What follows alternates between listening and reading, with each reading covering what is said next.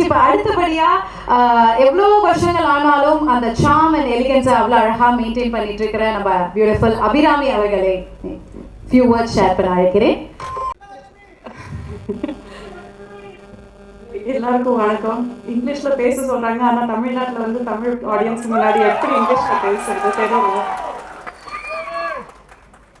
சொன்னதுக்காக என்னங்க என் விரும்பாண்டி ஏதோ இருக்காரு.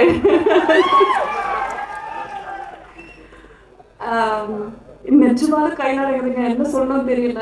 அசோக்கும் ஜோஜோவேட்டா சொன்ன மாதிரி தான், இவ்வளோ பெரிய ஜாம்பவான்கள் இருக்கிற ஒரு மேடையில் வந்து பேச சொல்லும்போது அப்படியே நடக்குது, என்ன சொல்லணும்னு தெரியல. But this is honestly a dream come true.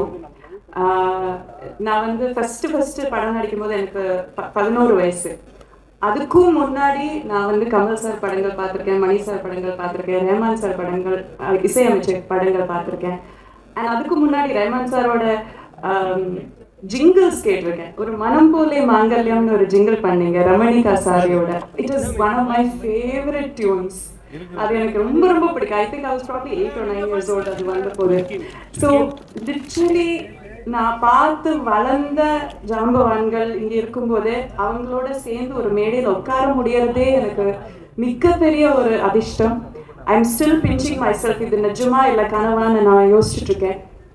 And also sharing screen with some of the most brilliant actors and technicians. Ravi K sir எல்லாம் என் ஃபோட்டோ எடுக்கும்போது நான் இவ்வளோ அழகான்னு தோணிடும். அந்த அளவுக்கு ஃபோட்டோ எடுப்பார். கேமராலெல்லாம் பார்க்கும்போது he is a genius.